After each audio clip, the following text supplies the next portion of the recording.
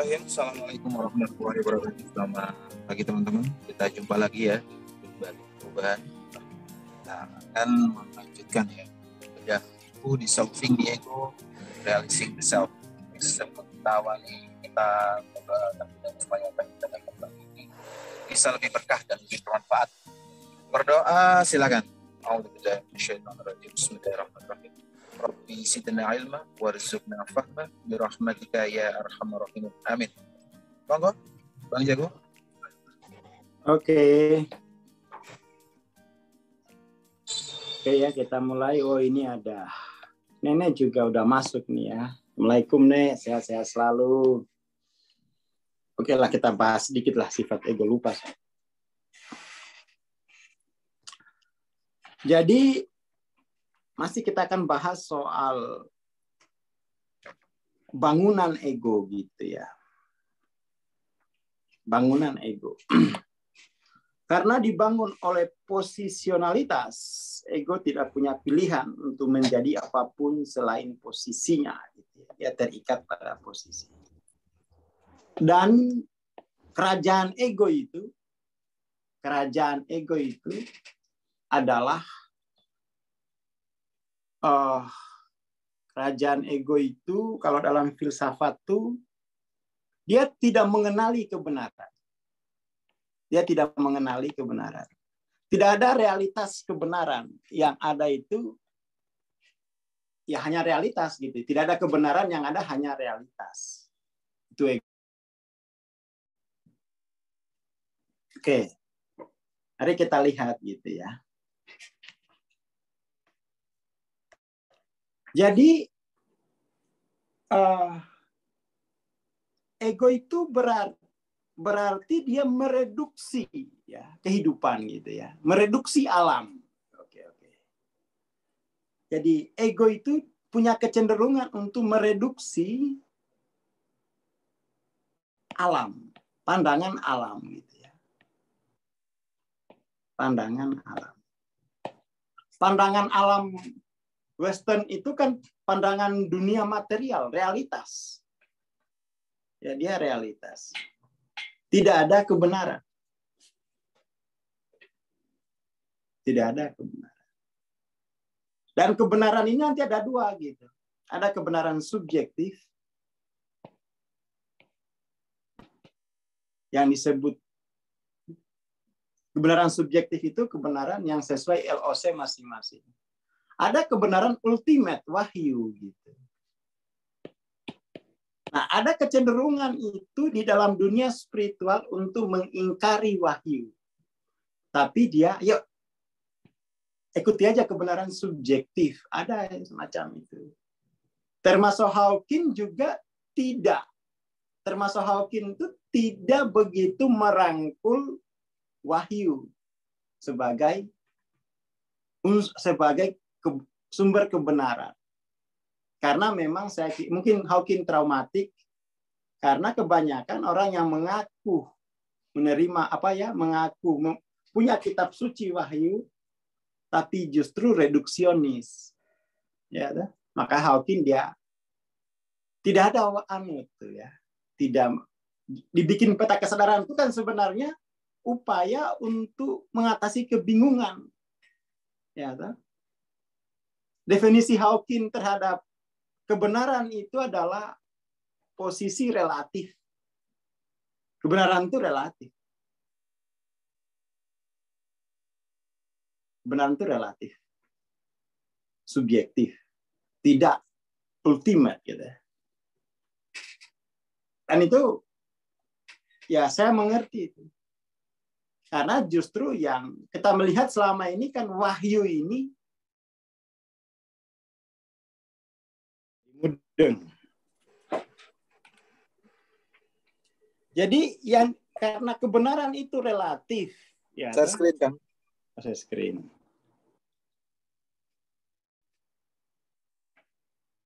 Oke.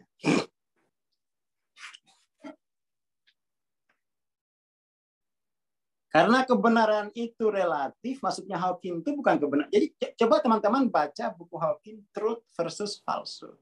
Definisi truth itu adalah relatif. relatif. Maka kemudian tuh yang relatif tadi oleh Hawking disusun menjadi sebuah peta. Sehingga kemudian orang sadar gitu. Sadar. Tidak, karena semua relatif, tidak perlu ngotot. Di atas langit masih ada langit. Itu kan kebenarannya subjektif. Di atas langit ada langit. Hawking belum berbicara wahyu. Belum berbicara wahyu. Dia berbicara tentang peta kebenaran subjektif. Itulah peta kesadaran. Dan itu kemudian justru kalau ada satu teman gitu ya, ada satu temannya melihat peta kesadaran itu, wah keren banget ya. Sehingga merasa tidak perlu ada kitab suci gitu kan. Tapi justru saya enggak. Oh inilah yang kurang dari orang-orang yang punya kitab suci. Dia hanya menjadikan kitab sucinya sebagai dogma dan asas legalitas, bukan asas pencerahan. Jadi saya justru melihat dengan adanya peta kesadaran ini justru punya visi baru terhadap kitab suci gitu. Bahwa dia bisa jadi asas pencerahan. Makanya kita sekarang ini satu tim bikin grounded, bikin grounded gitu ya. Bikin grounded. Jadi ego itu mereduksi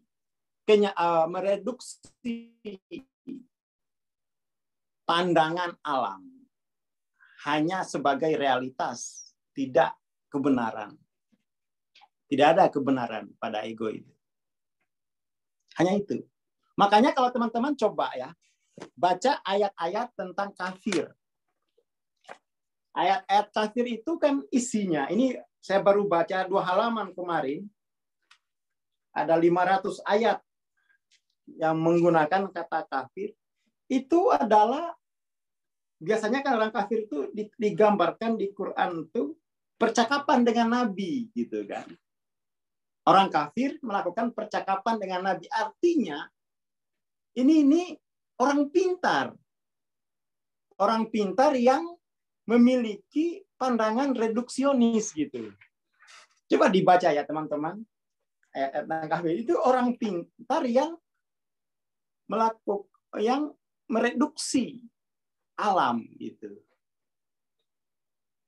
Dari sini saya melihat, oh belum tentu beda agama itu kafir gitu. Secara ini ya, bukan asas legalitas gitu ya, atau dogma, belum tentu. Karena di ayat-ayat yang ini tentu saja yang baru saya baca ya, jangan jadiin hukum. Ini temuan gitu ya. Karena yang saya baca ini justru orang-orang yang hanya mencukupkan dirinya pada pandangan alam yang kasat mata gitu atau realitas. Seperti itu. Dia posisinya itu fix gitu ya. Fix bahwa alam itu yang tampak ini saja gitu. Ya pada posisi fix. Makanya kan kemudian menjadi relatif, direlatifkan itu kan yang fix ini menjadi longgar. Makanya Hawking itu daripada ateis, dia menawarkan agnostik saja dulu, enggak apa-apa. Ya, itu kan pandangan subjektif ya. Karena tidak ada wahyu dalam peta kesadaran itu. Agnostik saja dulu. Tapi kemudian saya memahami konteks Hawking, jadi tidak perlu saya versuskan dengan wahyu. Karena saya tahu sejarahnya kan. Jadi, oh bagus.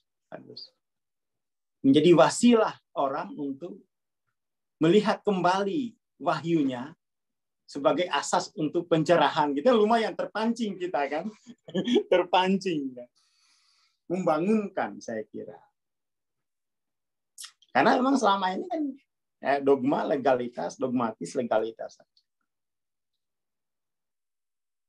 Setelah saya mempelajari Hawking itu, saya punya pandangan positif terhadap apa ya, lebih luas terhadap wahyu gitu ya. Oh, ini bisa menjadi asas pencerahan. Gitu. Jadi itu ya. Jadi ego itu hanya memahami alam sebagai yang tampak. Nggak ada lagi yang lain. Ini yang disebut dengan tidak punya pilihan. Tidak punya pilihan. Dia mengingkari kebenaran, baik kebenaran subjektif maupun kebenaran yang hak. Gitu ya. Baik kebenaran subjektif maupun kebenaran yang hak. Dan itu kita bisa lihat dalam wacana filsafat misalnya, positivisme. Banyak pengingkaran semacam itu. Ada upaya untuk universalisasi pengalaman manusia itu kan.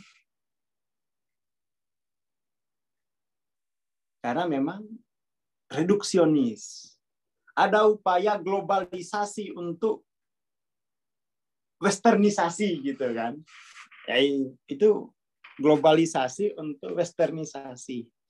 Dan pada akhirnya sains juga kena posisi ini gitu ya. Sains modern kan dia pandangan dunianya kan reduksionis. Tidak holistik. Artinya dia tidak mengakui kebenaran subjektif itu, apalagi kebenaran yang hak wahyu gitu kan. Itu kan persoalan. Subjektif inilah yang disebut dengan dalam ilmu itu disebut pandangan yang apa ya? Bayani ya. Ideologis, ya bayan. Ideologi. Ada upaya untuk menyeragamkan seluruh ideologi. Itu kan berarti subjektivitas itu tidak dianggap ada. Yang ada itu hanya realitas gitu ya. Hanya ada realitas. Itu yang kita kritisi dari paradigma sains. Paradigma sains. Jadi secara ideologis kita kritiki. Karena itu berpotensi membawa orang kepada kafir secara epistemologis. Kafir secara epistemologis itu lebih dalam itu. Lebih dalam. Jadi paling enggak itu ya. Oleh karena itu ego menjadi sumber penderitaan dan kehilangan tiada habisnya. Ya karena memang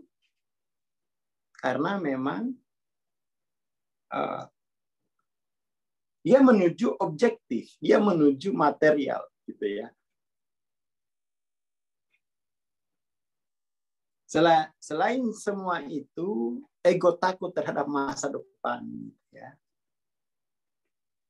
Masa depan artinya hilangnya realitas material ini. Masa depan ini kan berarti kebenaran, ya, truth. Dia takut terhadap kebenaran, itulah masa depan. Dia hanya merangkul realitas, menolak kebenaran, baik yang subjektif maupun yang hak, gitu ya. Itulah ego. Yang aneh adalah kalau wahyu itu hanya dijadikan dogma dan legalitas, maka dia juga orang-orang akan menggunakan wahyu untuk menolak kebenaran subjektif itu. Di situ bermasalah tuh. Hari-hari ini kan, justru kita menggunakan wahyu sebagai rejim untuk mempersekusi dunia subjektif orang lain gitu. Ya kan? Terjadi hari-hari. Padahal mestinya wahyu itu mempercepat yang relatif menuju ilallah. Mestinya itu. Menuju yang hak. Tapi yang kita lihat adalah justru wahyu itu menjatuhkan orang, menghajar orang menjadi rejim untuk kebenaran relatif. Dari situ saya maklum Hawking kenapa tidak memasukkan wahyu. Karena praktek orang-orang yang katanya punya wahyu justru bengis. Justru lebih egoistis. Ya, dia hanya mengakui pandangan dunia yang realistis, tidak relatif, subjektif gitu. Jadi asasnya materialisme gitu ya, materialisme. Jadi ada apa di sini saya lihat ya. Ada semacam ya Hawaris. Hawaris.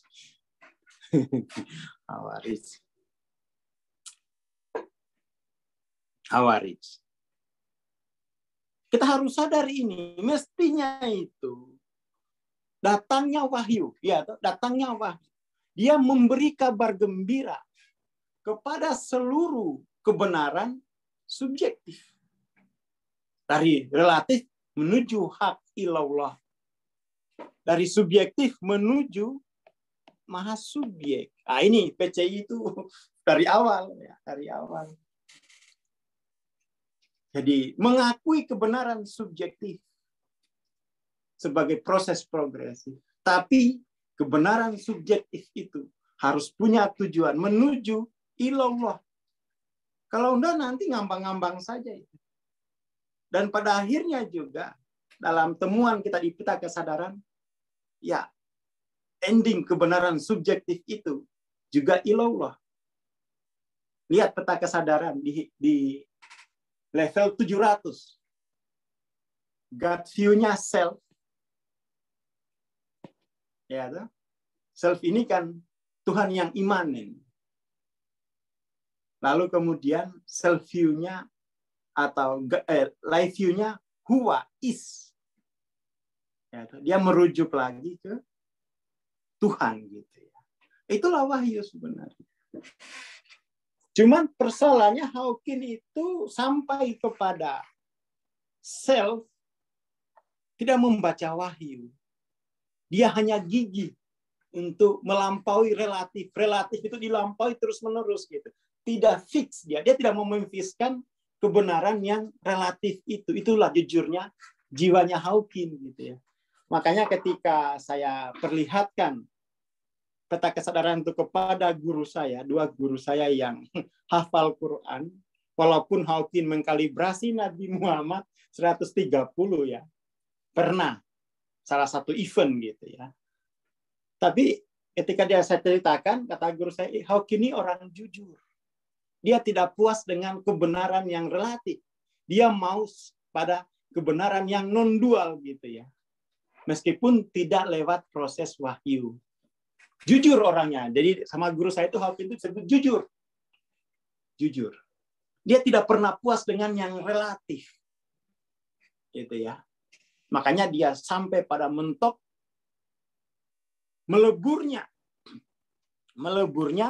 kesadaran subjektif yang relatif dalam kesadaran maha subjek. Melebur dia di situ. Inilah yang disebut dengan self. Di peta kesadaran. Dia leburkan semua yang relatif dalam hak. Gitu ya. Hak. Hanya saja tidak lewat wahyu. Tetapi perjuangan jiwanya itu betul-betul saya hormati. Walaupun ada satu hal tentang kinesiologi, tentang hasil kerja kalibrasinya yang tidak cocok dengan tradisi kita soal Nabi Muhammad misalnya. Tapi itu, ya, saya tanya dulu kapan dia kalibrasi gitu ya. Oh, tahun segini. Oke, kan masih relatif ya. Coba kalibrasi lagi gitu kan. Coba kalibrasi lagi dalam kesadaran maha subjek gitu ya.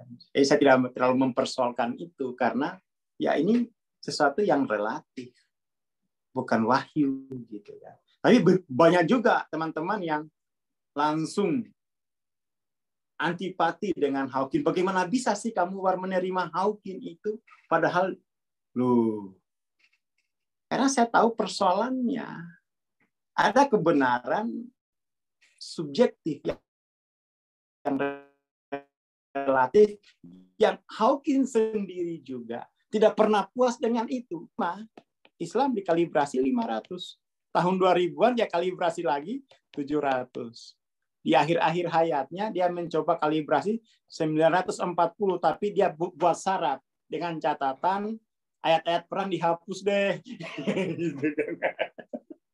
Dia tidak pernah puas dengan yang relatif gitu. Dia terus mencoba gitu mendekati yang hak gitu ya. Yang hak. Saya hormatnya di situ gitu. Perkara soal hasil kalibrasi itu menurut saya ya relatif gitu ya. Relatif. Banyak yang marah itu teman-teman saya. Kenapa kamu kok menyebarkan Hawking? Lo lihat dulu gini loh konteksnya itu. Justru menurutku lebih jujur Hawking daripada kamu gitu. Hawking itu tidak pernah puas dengan kebenaran relatif. Kamu malah puas dengan kebenaran dogmatis legalistik. Ya menurutku saya lebih hormat ke Hawking meskipun juga kamu saya hormati. Nyatanya juga saya tidak mengkritisi kamu gitu ya. Kamu kok yang galak banget gitu loh. Kamu kok galak banget sama Hawking. Jangan galak-galak lah, hormati kebenaran relatif orang lain. Doakan terus. Moga-moga dia tidak pernah puas dengan kebenaran relatif itu. Sehingga dia akan mencari setingkat lagi naik. Sampai dia kemudian, oh iya ya, wahyu harus ada gitu. Kan begitu. Sebagai asas pencerahan. Sebagai asas pencerahan. Ini penting.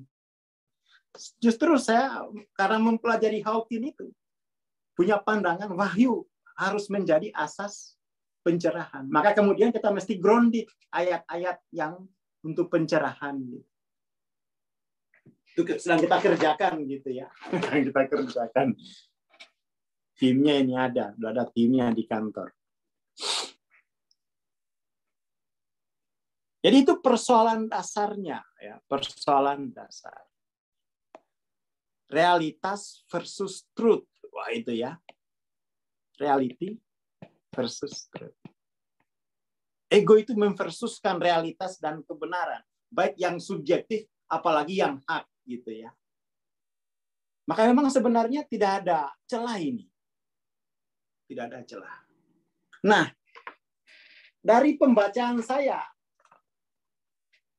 tentang kafir kemarin itu, saya melihat orang-orang yang disebut kafir itu orang-orang yang sudah memfikskan realitas itu. Bukan orang yang gelap gitu loh.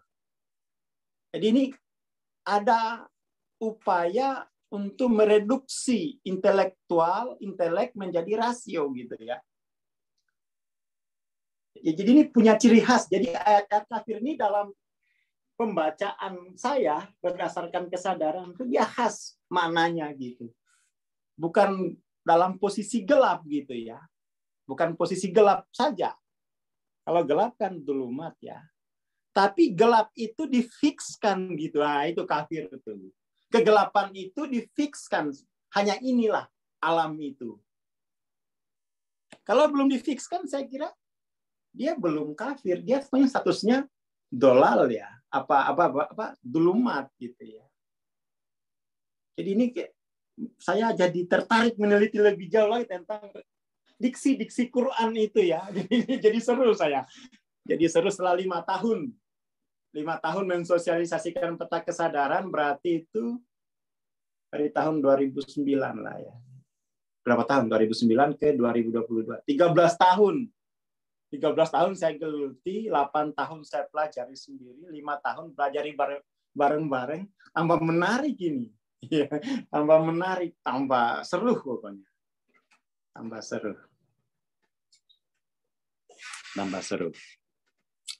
Jadi Orang-orang kafir itu orang yang memfiskan kegelapan sebagai satu-satunya, either or gitu. Nggak ada yang lain. Nggak ada yang lain. Itulah posisi ini gitu ya. Nah, kalau dia melihat kegelapan itu sudah fix, itulah kafir yang disebut tidak bisa ditolong gitu, karena sudah fix gitu. Dia sudah fix, tidak bisa tertolong, kekal di neraka gitu kan, kekal di neraka. Maka itu sebenarnya bukan ancaman, itu adalah gambaran bahaya. Kalau kegelapan itu difikskan hanya satu-satunya alam. Itu kan pandangan reduksionis gitu kan. Pandangan reduksionis. Dan itu kita melihat semacam Richard Dawkins ya seperti itu gitu. Jadi diskusi-diskusi Richard Dawkins itu mirip-mirip dengan redaksi di Quran. Diskusi Ibrahim, diskusinya Musa gitu ya, dengan kafir itu gitu. Perkataannya Richard Dawkins itu ada di Quran banyak yang mewakili posisi seorang reduksionis gitu ya. Seorang reduksionis. Di Indonesia saya kira nggak ada kafir dong. Mikir aja belum bisa kok. Anak-anak itu kadang-kadang tuh ada dulu di PCI Bank, aku ateis. Opok tole, ateis. Pikir orang iso mikir. Ngerti ra? Bedanya reduksionis sama holistik. Prangerti Bang, ra usah sosokan ateis. Ateis itu pandangan filsafat. Kamu aja filsafat, logika aja belum hatam kok. Sudah proklamir ateis. Kok ini jangan terlalu jangan terlalu menggelembungkan ego yang masih gelap gitu. Kamu itu belum level ateis. Ada yang begitu sakit hati. Lama nggak mau belajar di PCI gitu ya. Kamu itu bukan ateis gitu. Kamu itu masih gelap. Karena kamu filsafat aja nggak ngerti gitu. Nggak usah kamu fikskan kamu ateis. Itu pernyataan ateis saja tertawa lihat kamu. Cirinya ateis yang ditertawain itu pokoknya insya Allah saya ateis Bang. Lo diksimu aja lo menunjukkan insya Allah saya ateis Bang pokoknya ini. Kok belepotan gitu. Kok ada insya Allah kayak segala gitu ya. Itu orang Indonesia itu saya kira enggak sampai pada derajat itu, hanya biar punya posisi filsafat gitu di ada itu di PCI gitu. Enggak sampai pada derajat itu. Wong dia itu bilang ateis itu karena hanya malas sholat. Biar tidak merasa bersalah karena malas sholat gitu ya, malas puasa. Itu kan masih belum. Itu tidak ateis kan, itu kan harus tinggal dibina aja gitu kan. Kaget saya itu ada dulu. Saya itu insya Allah ateis loh Bang, jadi jangan disuruh sholat ya kalau belajar di PCI. Iya ya. Berarti kok kamu lucu, insya Allah ateis.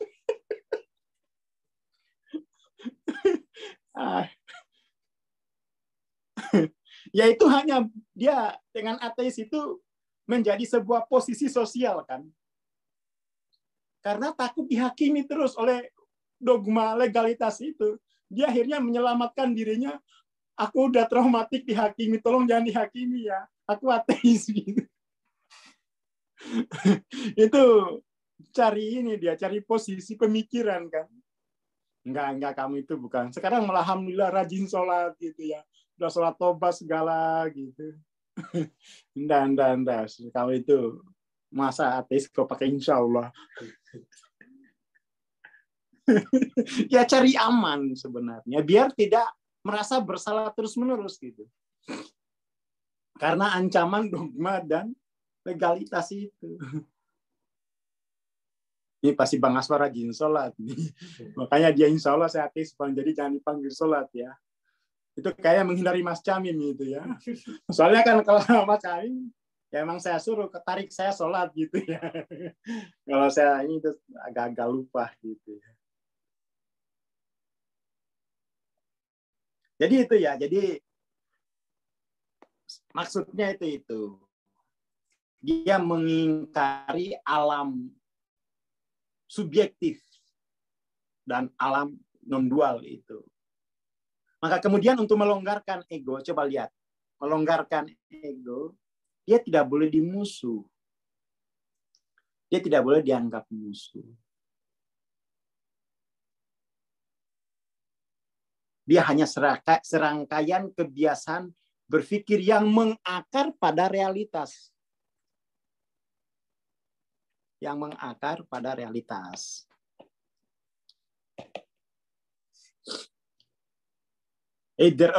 Satu-satunya dia agak ekstrim gitu ya. Satu-satunya kebenaran itu adalah kebenaran realitas, objektif. Tidak ada kebenaran subjektif, apalagi kebenaran pada level mutlak, wahyu. Masalahnya ini kan saya melihat di Indonesia, orang-orang yang baru sampai pada kesadaran objektif sudah menggandeng wahyu. Ya, dia menggandeng wahyu. Dia menyandarkan objektivitasnya diperkuat dengan wahyu. Itu kan ada ayatnya itu. Orang-orang ahlul kitab itu mengatakan haza min indillah, dibantah sama wahyu. Hati-hati itu yang begitu itu. Orang-orang yang objektif yang menggunakan wahyu untuk kesetisasi kesadarannya itu dibantah dengan ada ayatnya itu Al-Baqarah ayat berapa Jen? 179 atau 79 gitu ya. Al-Baqarah ayat 179 ya. Dia bilang ini dari Allah nih, ini wahyu nih. Padahal itu pandangan objektifnya. Di agama itu saya lihat banyak begitu tuh. Di pemeluk agama begitu ya. Dan itu tentu yang disebut itu ahlu kitab. Artinya orang yang punya wahyu gitu. Justru dia membunuh kebenaran subjektif yang relatif itu. Hanya atas dasar wahyu. 79 nih. Ya. 79. Jadi bagian searching ayat itu Jenny dia. Jadi justru ini yang berpotensi adalah yang megang kitab ini, lalu kemudian dia validasi kesadaran objektifnya dengan wahyu. Itu yang kita lihat gitu kan, perdebatan itu kan seperti itu. Perdebatannya seperti itu. Itu yang saya kira Hawking traumatik sama orang-orang yang wahyu itu justru menolak kebenaran relatif. Subjektif relatif itu subjektif kan. Tapi masih relatif. Makanya dia juga tidak boleh difikskan yang subjektif ini. Dia harus subjek menuju mahasubjek gitu. Nah, boleh subjektif toh. Nanti jadi posmo. Ya kan? Dia mesti ada tujuannya dari subjektif itu larut pada mahasubjek. Itulah dia akan menyadari, oh iya ya. Disinilah mesti ada kebenaran yang tunggal. La ilaha illallah. Tapi yang kita lihat adalah sekarang ini justru wahyu digunakan untuk mengingkari kebenaran subjektif yang relatif itu. Harusnya jangan dilawan, disayang itu. Dipercepat pencerahannya gitu kan. Dipercepat. Tapi yang terjadi itu sekarang pembantaian yang relatif dengan wahyu. Itu saya mengalami soalnya ya.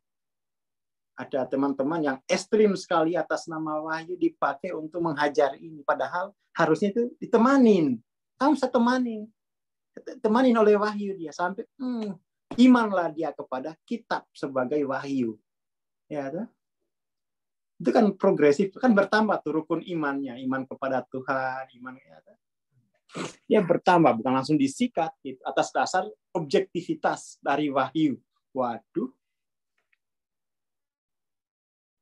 Akhirnya wahyu itu lebih menakutkan ya daripada rumah hantu.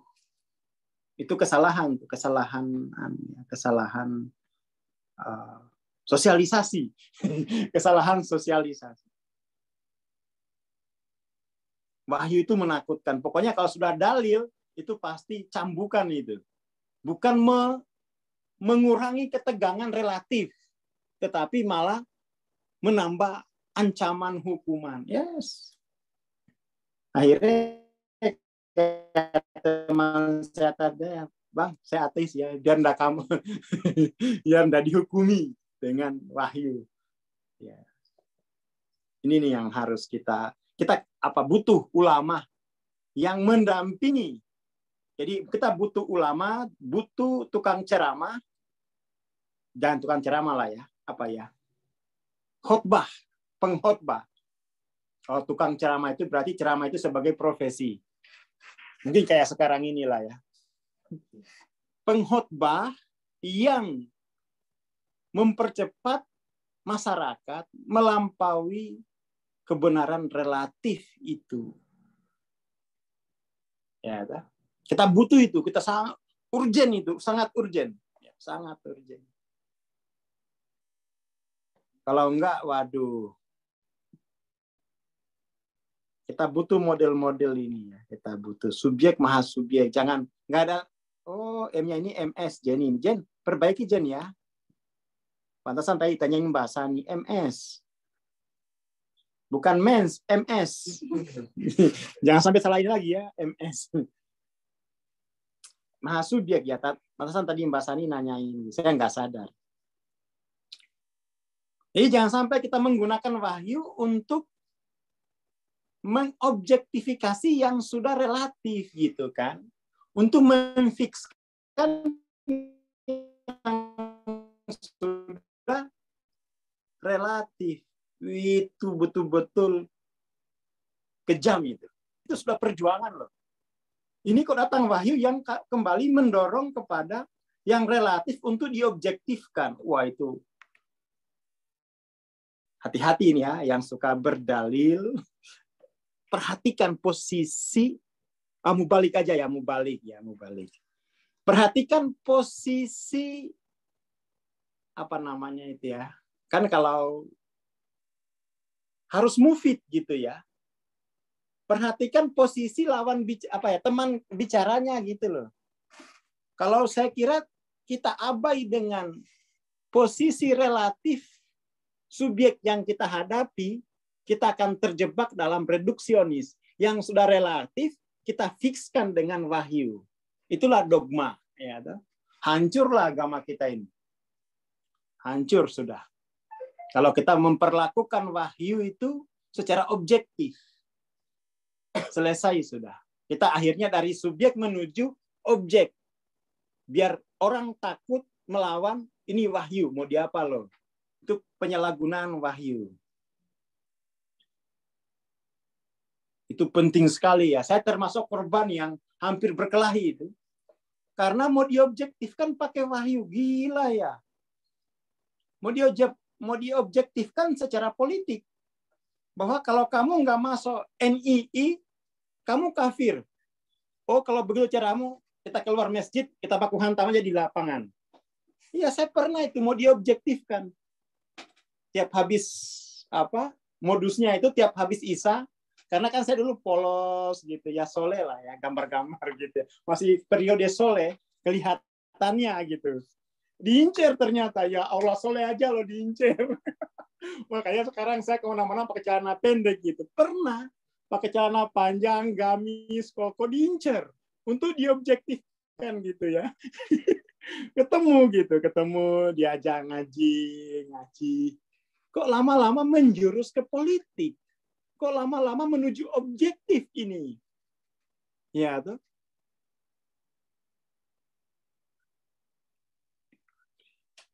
Lama-lama ini kok saya sadar diobjektifkan. Sejak saat itu saya pakai celana pendek biar nggak dianggap soleh.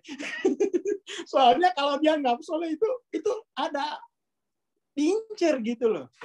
Masih polos-polos kok, pakai Quran, dibawa ke masjid gitu ya. Jadi itu salah satu landasan historis jiwa saya, banyak celana pendek, dosa soleh deh. Kenapa diincer? Untuk diobjektifkan gitu. Sekarang kemana-mana itu ya sudah usah pakai baju gamis sudah. Kalau nggak ditolak oleh publik, saya nggak usah pakai baju aja lah. Terancam gitu. Di mana ada aman menggunakan wahyu. Saya sadar akhirnya loh. Kalau kayak gini nih saya kan masih subjektif relatif gitu ya. Istilahnya itu subjektif relatif itu ababil, ABG yang labil gitu. Iya, itu gerakan-gerakan yang mengincar ABG ababil itu saya kira sangat berbahaya loh itu. Saya dulu ngalamin di fase pertumbuhanku yang polos gitu ya. Yang polos yang sedang ya gamis kemana-mana, duha nggak pernah tinggal, tahajud nggak pernah tinggal, diincer ya Allah. Terus saya teriak aja itu, enggak, saya kok mau diobjektifkan sih kamu, ayo kita berkelahi aja lah. Udah sabar, kamu kemasukan nih, istighfar, masya Allah, masya Allah, saya kok membela diriku dianggap kemasukan, nanti diruqyah ya, istighfar, nyebut, sialan gitu ya. Bayangin coba, saya diincar. Itu kelakuan politisi gitu ya. Yang memanfaatkan wahyu gitu. Untung saya nggak traumatik gitu dengan wahyu. Kalau enggak, saya langsung dosa beragama aja lah. Jadi di masyarakat itu saya menghadapi bahaya-bahaya besar loh untuk menyelamatkan jiwa saya. Untung dulu di kampung sudah belajar soal logika either or gitu ya. Saya tahu polanya gitu. Loh ini kok saya kok awalnya itu bagus. Halo Pak Sasa, Assalamualaikum. Kamu udah makan belum? Ya senang lah. Saya kelaparan. Ya. Itu di Jogja ya, di Jogja. Ya ampun. Soleh aja loh mau diincar, mau diobjektifkan biar menjadi menganut paham politik.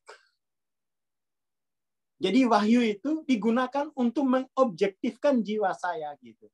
Biar saya menjadi penganut setia. Waduh, saya kalau ketemu sekarang itu ya udah nggak marah, saya udah lampaui gitu ya. Ya Allah, saya kelihatan soleh aja diincar gitu. Karena memang sasarannya itu kelihatan yang soleh unyu-unyu gitu ya, polos gitu. Ya, ini soalnya gampang dimanipulasi, diobjektifkan dengan atas nama wahyu. Makanya saya kemana-mana itu kalau ke mall, biar nggak didekatin. Untuk yang mengobjektifikasi saya. Pakai celana pendek, udah mau apa loh. Kalau nggak saya takut, pakai tato, saya tatoin semua nih, biar nggak didekatin. Sekali didekatin, Masya Allah, bahayanya itu loh, mengancam luar biasa. Mau diobjektifkan. Saya dari udah subjek menuju objek. Lalu itu pakai dalil wahyu. Itu penghancuran tuh.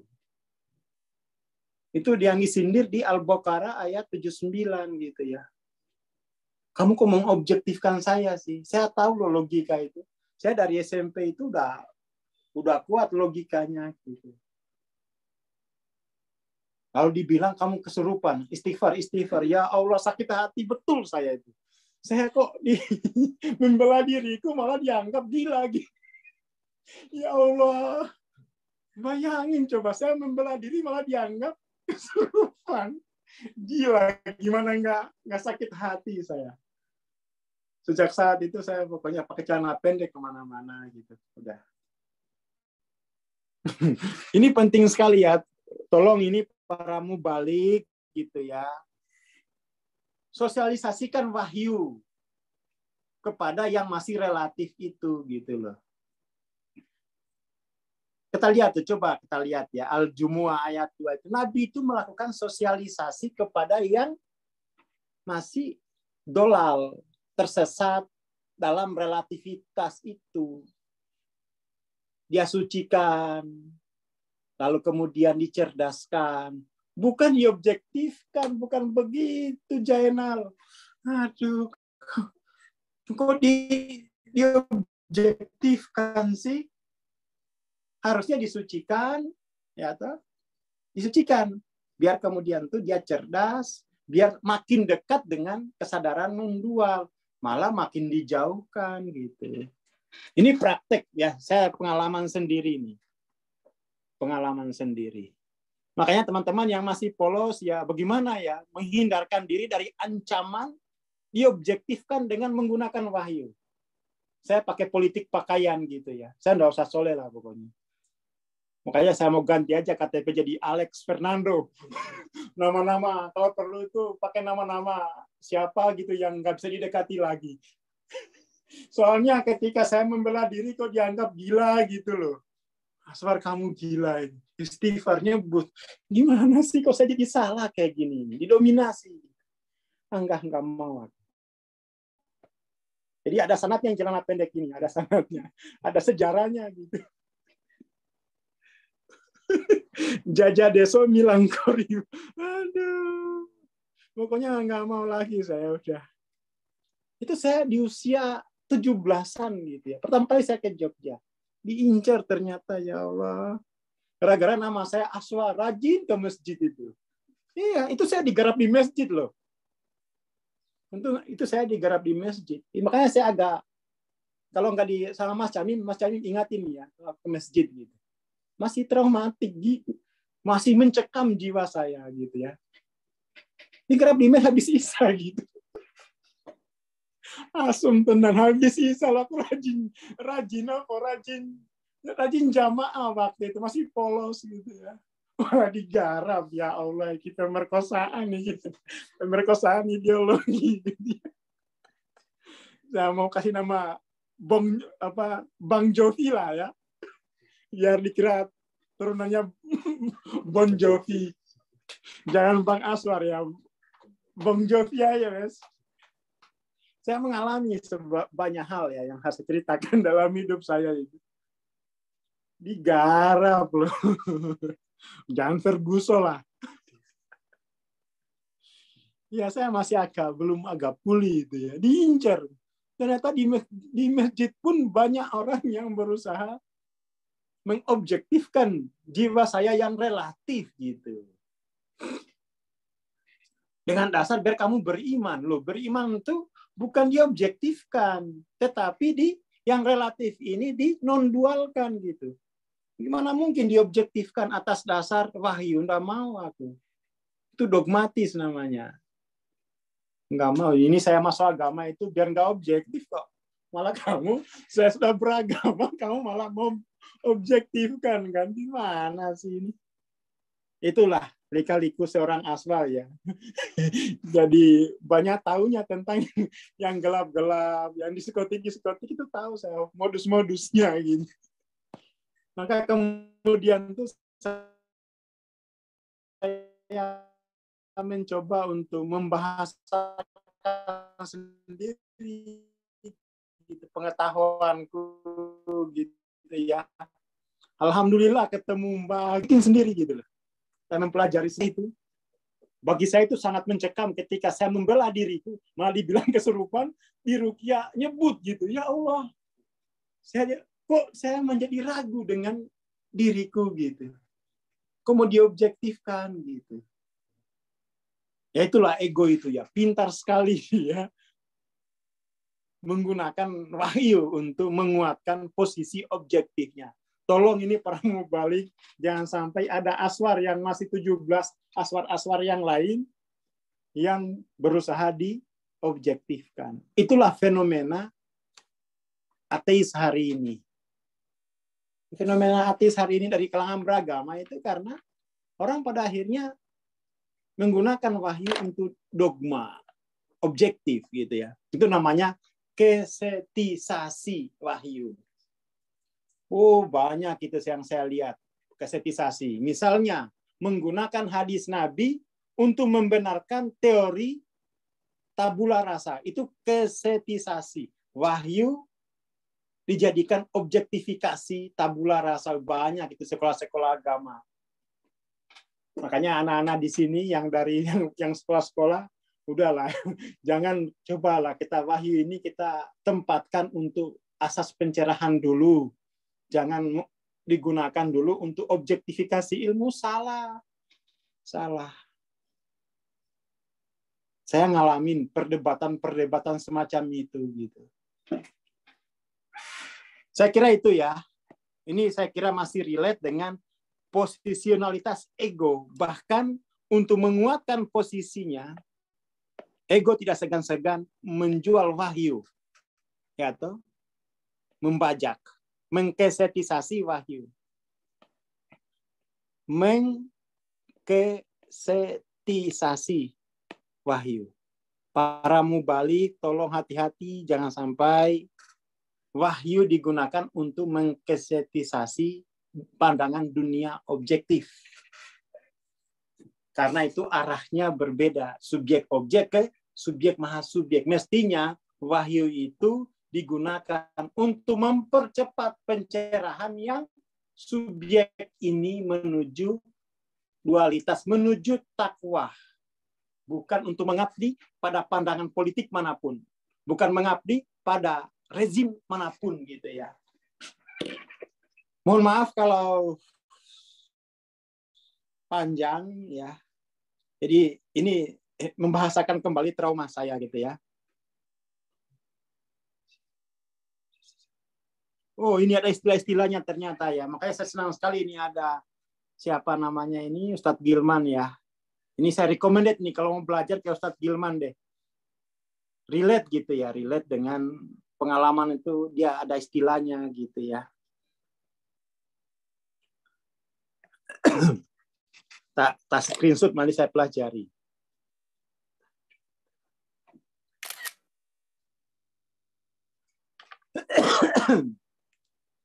Oke, saya kira itu. Terima kasih ya. Assalamualaikum warahmatullahi wabarakatuh.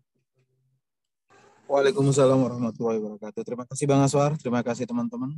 Insya Allah kita masih akan bertemu besok ya. Kita tunggu aja informasi di grup. Terima kasih. Wassalamualaikum.